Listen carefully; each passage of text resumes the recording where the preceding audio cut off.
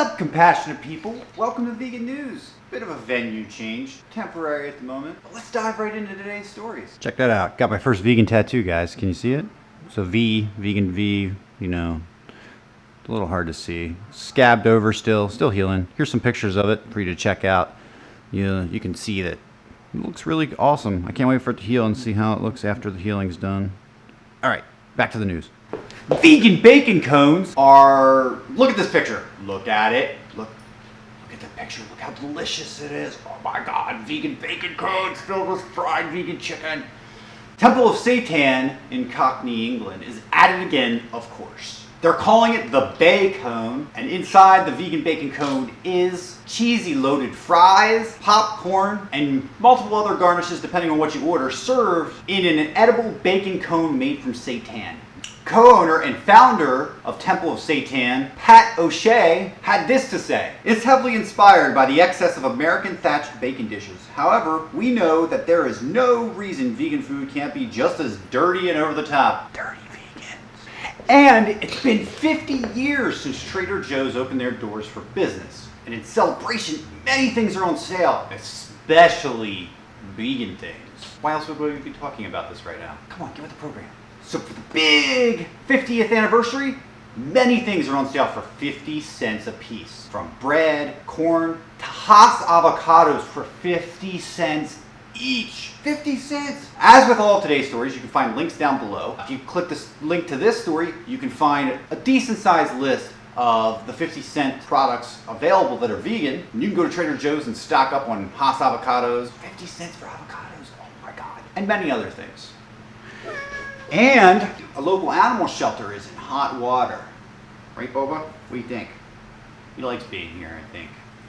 He's gonna go play in the catio. Griffin Pond Animal Shelter. They're a local shelter in Lackawanna County, Pennsylvania. It's not that far from me, where I'm normally at. Executive Director Ed Florentino, pictured here, is accused of euthanizing one particular dog and other dogs, but the one in question is a Mastiff. After accepting many donations to save this dog's life, he euthanized this dog anyway. The dog had no other health issues, from what I've gathered through things online.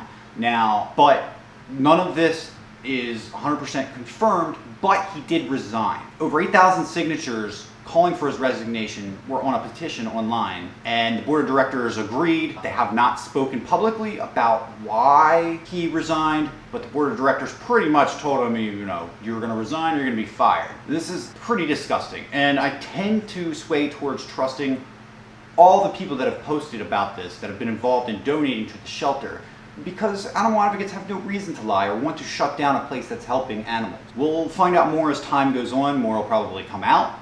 And until then, we're going to hold off on speculating too much. But there's Photoshop pictures out there, and I'll leave some links down below underneath the story to where you can find some of the Facebook conversations that went on regarding Mr. Florentino, some of the Photoshop pictures that allegedly come from him.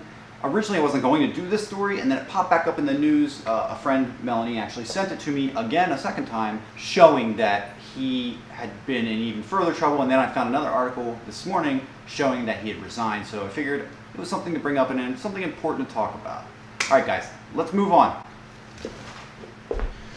And Waka Flaka, Russel, Simmons, and Maya are all vegan, and they all sat down recently in a PETA video to talk about the reasons why they're vegan, what led them to veganism, and what changes it has brought to their life, and just, you know, all the things that we talk about with other vegans generally. It's a nice conversation. It's a great video. You can find it linked down below. Yet again, I'm pitching that description area for you guys. But they go over everything. The meetup between the three of them, hosted by PETA and held at Crossroads Kitchen in Los Angeles, an all-vegan eatery, is definitely worth a watch and definitely worth the share. And these are important things, especially towards reaching out to the African American community to make veganism more diverse. Because let's face it, we have a little bit of a problem right now where veganism is being seen as white, as wealthy, and nothing could be further from the truth. African Americans, from where they were originally stolen from and enslaved long ago, hundreds of years back, they were mostly plant-based tribe where meat was rare. This is really getting back to their roots, and if we can assist in teaching those things as well. We can get the incidence of heart disease and cancer and diabetes down in the African American community as too. This is a movement for everybody. This is a movement for the animals first and foremost. But people can also benefit hugely from it. Slaughterhouses in England will now be required to have CCTVs in every single one of them to help stop abuses and to monitor the welfare standards and make sure that everything is being done humanely. There's no humane way to murder anybody, as we all know. Environmental Secretary Michael Gove said that this would make the UK a global leader on animal welfare. The first codes to be revised and that will be rolling out over the next year plus in the UK starts with chickens bred for meat, followed by laying hens, then pigs, then cats, and then dogs. And finally, horses will come towards the end. Mr. Grove also had this to say: "We have some of the highest animal welfare standards in the world, and the actions I am setting out today will reinforce our status as a global leader. As we prepare to leave the EU, these measures provide a further demonstration to consumers around the world that our food is produced to the very highest standards." Now, there's no word on whether or not this footage will be available to the public. I've tried to pin down whether or not that was the fact. Some are saying that it will be, some say no, some don't seem to know. I have no definitive proof either way. Let's hope that there's some way for the public and animal activists especially to get a hold of this footage, because it's always going to be pretty horrible. And as all of us vegans know, there is no humane way to murder somebody, to take their life, to take the life of somebody who wants to live. There is no humane way to do that, except possibly euthanasia drugs, but you can't eat their flesh when you do that. At any rate, I think this is a step towards what we need. I'm a little conflicted about the entire idea. Hopefully this doesn't give carnists the idea that something humane is happening if the cameras are in place monitoring it, because I think the opposite is going to be true.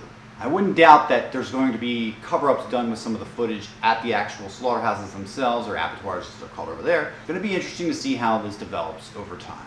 You can bet me and many others will be watching very, very closely. Thank you guys so much for watching. I love you guys so much. I'm sorry videos have been so sporadic. I've been traveling a lot, been sick a lot with my Crohn's. That's a disease I have, by the way. Some people have been trying to put in the comments that I had AIDS, which I do not have AIDS. But I'm doing the best I can with what I have available to me, and I hope you guys can understand.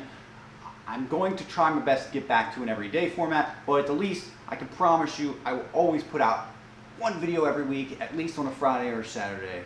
I'll do my best, always. We have another interview coming up. There's a private dinner coming up with Gary Francione, with a local group I have here that I put together with my girlfriend. She also assisted. Maybe I'll put a picture of her right there. But as part of that dinner, I'm also going to be doing an interview with Gary Francione. If you don't know who he is, I suggest you look him up. He's one of the original founders of PETA, and he left when their opinions on how to do activism were split, to put it mildly. He's an abolitionist like I am, and in fact, his speech on being an abolitionist vegan is what affected me to become one over a year ago.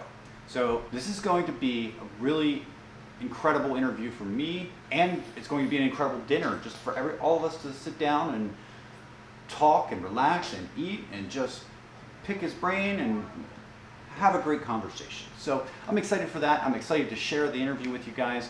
I might even do a time lapse of the dinner. I've thought about doing that. That would be fun, although I don't know how fun it'll be to watch people eat fast.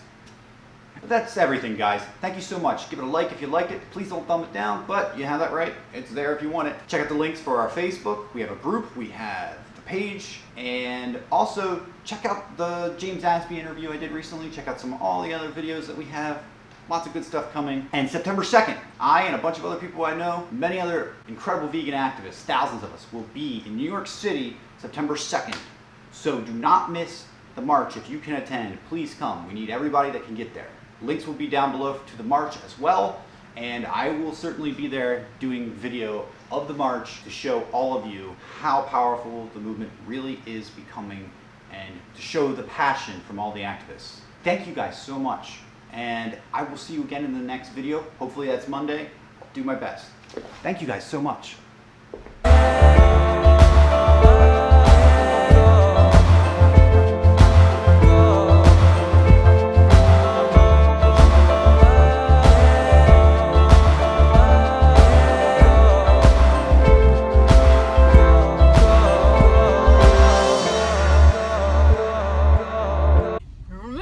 7 for life.